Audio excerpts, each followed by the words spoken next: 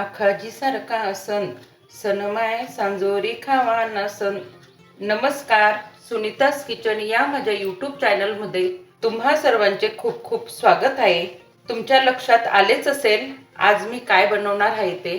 अक्षय तृतीयेला खानदेशात घराघरात आवर्जून केली जाणारी सांजोरी. त्यासाठी घेतला इथे मी 2 वाट्या रवा गाळून स्वच्छ करून घेतला. इथे मी जाड गुळाची कढई घेतली आहे, म्हणजे रवा खाली भाजताना जळणार नाही. इथे मी जाड रवा घेतलाय. तुम्हाला वाटलं तुम्ही बारीक सुद्धा घेऊ शकता, पण जाड रव्याची सांजोरी छान फुलते. रवा छान मध्यम गॅसवर भाजायचा, म्हणजे खाली जळणार नाही. ही रेसिपी माझी आई व सासूबाई करायच्या, अगदी त्याच पद्धतीने करणार आहे मी आज. रवा छान बदामी कलर येईपर्यंत भाजून घ्यायचा, म्हणजे सांजोरी छान लागते.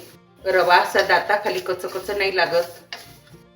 खानदेशात अक्षय तृतीयेच्या आदल्या दिवशी शेवाळ्या सांजोऱ्या असा स्वयंपाक करतात, त्याला लाटपाट म्हणतात.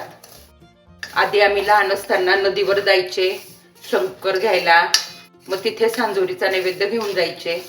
म्हणजे खानदेशात तसं म्हणाल तर सांजोरीला खूप महत्त्व आहे. अक्षय तृतीयेच्या वेळेस खानदेशात अक्षय तृतीयेला सासू सासरे जर वारलेले असले तर त्यांची घागर भरली जाते. काही भागात त्याला माठ म्हणतात, काही भागात पण खानदेशात त्याला घागरच म्हणतात. आज मी तुम्हाला रवा आणि गुळाची सांजोरी करून दाखवणार आहे. काही जण साखरेची सुद्धा करतात.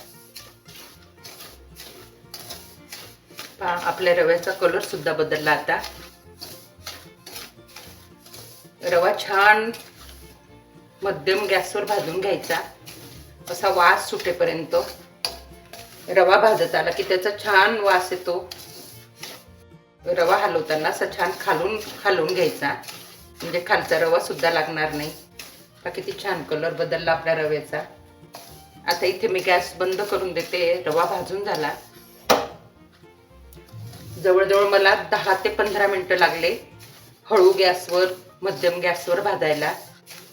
कधी कधी मी कमी जास्त गॅस केली. आता आपण रवा काढून घेऊ एका भांड्यात. इथे मी रवा थंड होण्यासाठी एका भांड्यात काढून घेतला. त्याच कढईत 1 वाटी इथं मी किसलेलं खोबरं घेतलं, ते टाकून घेऊ, म्हणजे त्याचा तेलकट वास येणार नाही. इथे चारोळ्या घेतल्या मी थोड्याशा, त्या सुद्धा टाकून घेऊ. त्याच खोबऱ्यामध्ये आपण 1 चमचा खसखस टाकून घेणार आहोत. सांजोरीमध्ये खसखस खूप छान लागते. कढई थंडी झाली असेल तर गॅस चालू करून घ्यायची, म्हणजे छान भाजलं जातं ते.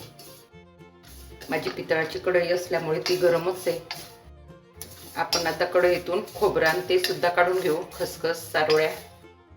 आता आपण गुळाचं पाणी करून घेणार आहोत. इथे घेतले मी 2 वाट्यांना 2 वाटी पाणी आणि 1.5 वाटी गूळ. तुम्हाला जास्त गोड आवडत असेल तर तुम्ही पूर्ण 2 वाट्या गूळ घ्या, पण हे माप अगदी बरोबर आहे. आपल्याला इथे फक्त गूळ विरघळून घ्यायचा आहे, गुळाचा एकतारी पाक करायचा नाहीये. इथे गुळाचं पाणी उकळायला लागलं.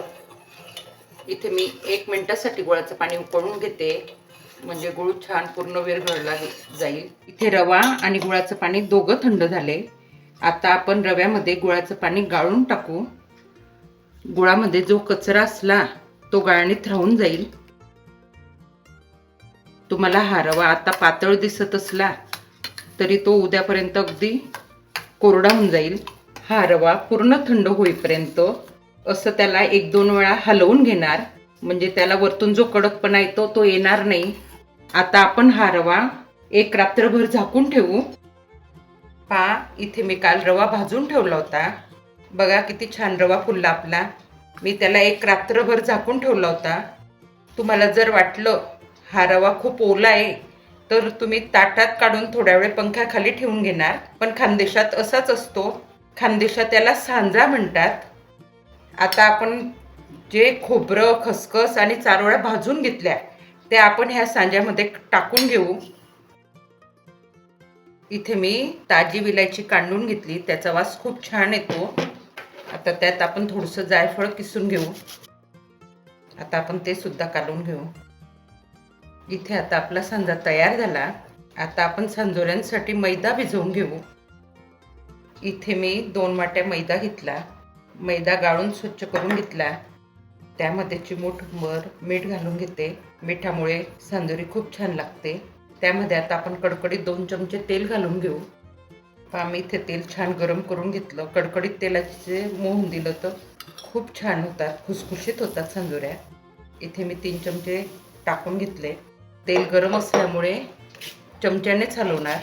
असं छान नंतर हाताने चोळून घ्यायचं तेल.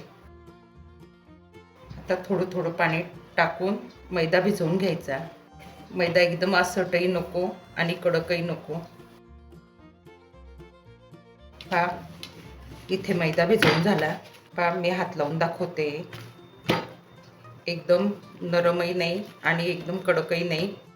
आता आपण तेल लावून घेऊ. पुऱ्यांच्या पिठापेक्षा थोडं नरम भिजवायचं आणि पोळ्यांच्या पिठापेक्षा थोडं कडक. आता आपण हे पीठ अर्ध्या तासासाठी मुरण्यासाठी राहू देऊ. इथे मी अर्ध्या तासासाठी मैदा भिजवून ठेवलेला होता. आता आपण तो अजून मळून घेऊ, म्हणजे छान एकजीव होऊन जाईल. आता आपण याचे छोटे छोटे गोळे करून घेऊ.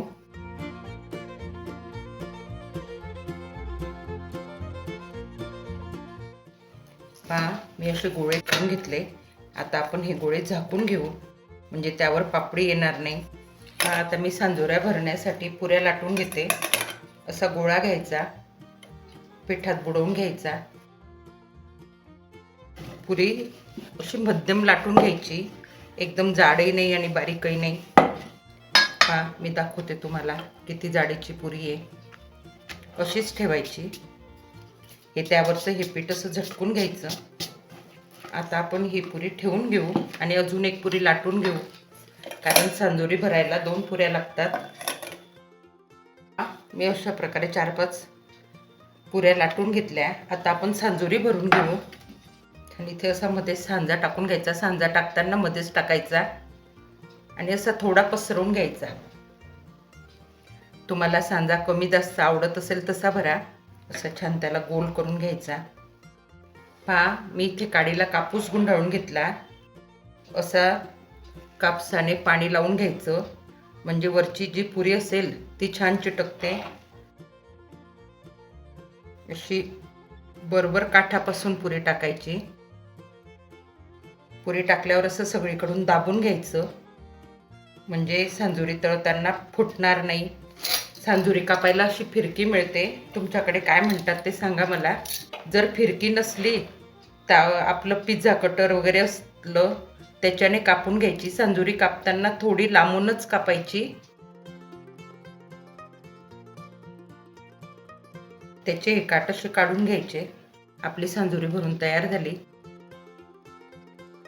आता ही सांजोरी अशी कापडावर ठेवायची. वरतून कापड झाकून द्यायचा, म्हणजे ती जास्त वाळणार नाही. मी आता अशाच प्रकारे सर्व सांजोऱ्या लाटून घेते. मी अर्ध्या तासासाठी इथे सांजोरी वाळवून घेतली. इथे पंखा बंदच होता, म्हणजे त्या जास्त सुद्धा वाळायला नको. जास्त वाळल्या तर त्या फुटून जातात. आता आपण त्या तळण्यासाठी एका ताटात काढून घेऊ. मी पूजेसाठी अशा छोट्या छोट्या करून घेतल्या. आता आपण ह्या सर्व सांजोरी तळून घेऊ. गॅसवर मी सांजोरी तळण्यासाठी तेल तापायला ठेवलं. तुम्हाला वाटलं तुम्ही तुपात सुद्धा तळू शकता, पण मी नेहमी तेलातच तळते. आपण तेल तापलं का ते बघून घेऊ. मी इथे तो मैद्याचा सांजोरी केलेला काठ होता तो तळून पाहते. आपला लगेच वरती आला तो तुकडा. सांजोरी कमी गॅसवरच तळायची. आधी तेल तापवून घ्यायचं. किती छान टम फुगली आपली सांजोरी. गॅस जोरात असली तर सांजोरी लवकर लाल पडते. तुम्हाला जशी आवडली तशी तळून घ्यायची. किती छान कलर आला. हळू गॅसवर तळली म्हणजे ती छान खुसखुशीत होते. किती छान तळली गेली. मी आता अशाच प्रकारे सर्व सांजोरी तळून घेते. तयार झाल्या आपल्या खानदेशी पद्धतीने सांजोऱ्या. मी तुम्हाला एक सांजोरी तोडून सुद्धा दाखवते. किती छान खुसखुशीत झाल्या. आपल्या सांजोरीचा कलर सुद्धा किती छान दिसतोय. तुम्हाला वाटल्यास तुम्ही थोड्या पांढऱ्या सुद्धा तळू शकतात. संजुरी तळून झाल्यावर छान त्यांना थंड होऊ द्यायच्या आणि मग हवाबंद डब्यात भरून ठेवायच्या. मग आरामात त्या 8 दिवस टिकतात. नक्की करून बघा व व्हिडिओ आवडल्यास लाईक करा, शेअर करा, सबस्क्राईब करा.